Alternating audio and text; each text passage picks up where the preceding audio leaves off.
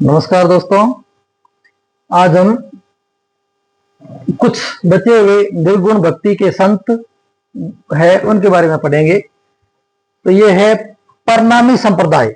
परनामी संप्रदाय, इनका देखो ट्रिक पी से पी, इनके जो प्रवर्तक है ना, इनके जो इजाद किया था, इनका जो निर्माण किया था वो कौन से? परनामी संप्रदाय के प्राणनाथ। कौन है? प्राणनाथ। और इनका जन्म कहां हुआ था? सामने देखो, जामनगर गुजरात में। उपदेश कहां पे है? कुजलम स्वरूप ये ग्रंथ का नाम है। और इनकी मुख्य पीठ है वो पन्ना मध्य प्रदेश में है, और राजस्थान में इसका मंदिर बना हुआ है। बस परनामी संप्रदाय के बारे में आपको ये दो तीन जो फैक्ट है वो याद रखने हैं। परनामी प्राणनाथ, पी से पी, जामनगर गुजरात में इनका जन्म हुआ था। और उपदेश है कुजलम स्वरूप, ये किताब है या ग्रंथ है इसका। और मुख्य पीठ है वो मध्य प्रदेश में है, और राजस्थान जयपुर में क्या है? मंदिर है इनका।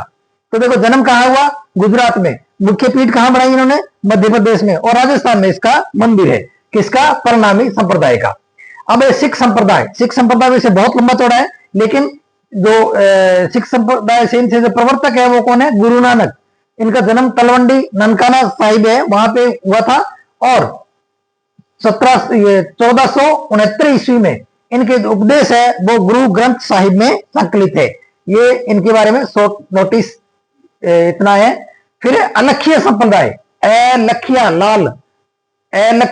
लालगिरी द्वारा इसकी स्थापना की गई, अलखिया संप्रदाय की, और 10वीं सदी में की गई। और ग्रंथ है अलख स्तुति प्रकाश। क्या है?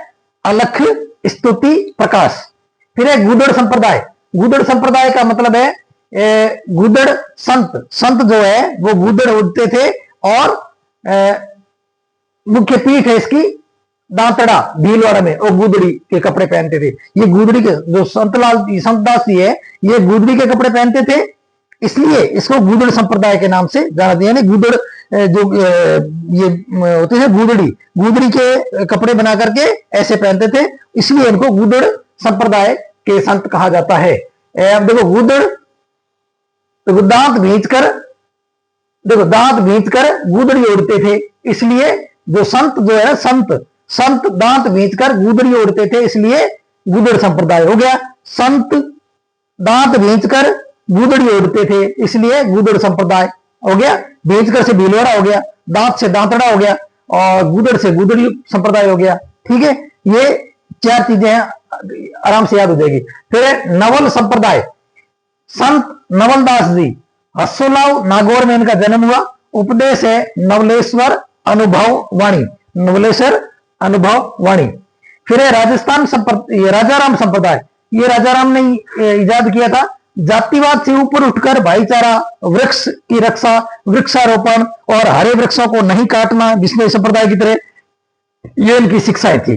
तो ये तो हो गए संप्रदाय। फिर अपने ये जो धर्म है, भारत के अंदर जो प्रमुख धर्म है उनके बारे में अपन पढ़ेंगे। तो पहले तो हो गया धर्म, फिर धार्मिक ग्रंथ कौन कौन से है उसके, और उनके पूजा स्थल कौन कौन से। तो हिंदू धर्म है, उसके वेद, पुराण, उपनिषद, रामायण, महाभारत और गीता, ये इनके क्या है? धार्मिक ग्रंथ है। इनके जो धार्मिक ग्रंथ और उपदेश इन किताबों में दिए गए हैं। और इनका जो पूजा स्थल कौन सा है? हिंदू धर्म का मंदिर।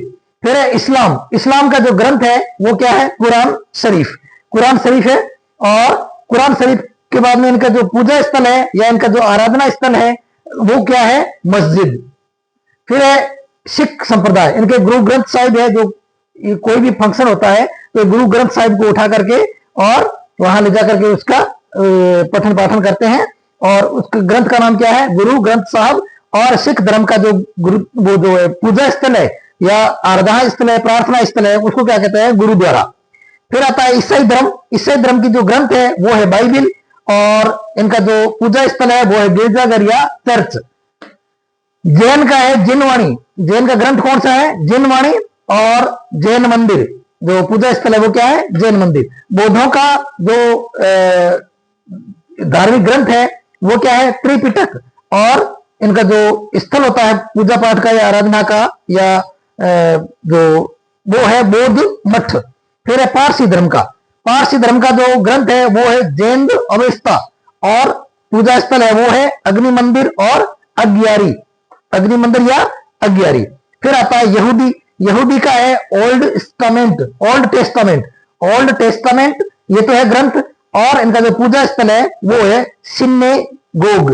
क्या है? सिनेगोग। तो ये धर्म और धार्मिक संप्रदाय और उनके पूजा स्थलों के नाम आगे, और बचे जो निर्गुण संत थे भक्ति संप्रदाय के, वो सारे के सारे आगे। अब अपन कल से करेंगे जो बचे हुए कुछ, अगर कोई लोक संत या लोक देवी है उनके बारे में, और आगे लोक देवी और देवियों के बारे में पढ़ेंगे। देवताओं के बारे में तो लगभग हो ही गया, बचा खुचा एक आधा है, तो वो एक दिन में पूरा करके अपन लोक देवियां पढ़ेंगे आगे से। तो आप मेरे चैनल को लाइक, सब्सक्राइब और शेयर कीजिए, ताकि शॉर्ट में बड़ी सारी जानकारी है वो आपको मिल सके, और ये हर बंदे के लिए कामयाब है, और पढ़ने वालों बच्चों के लिए, और सामान्य जो सामाजिक रूप से विचरण करने वाले हर प्राणी के लिए ये चीजें जरूरी है। नमस्कार, धन्यवाद।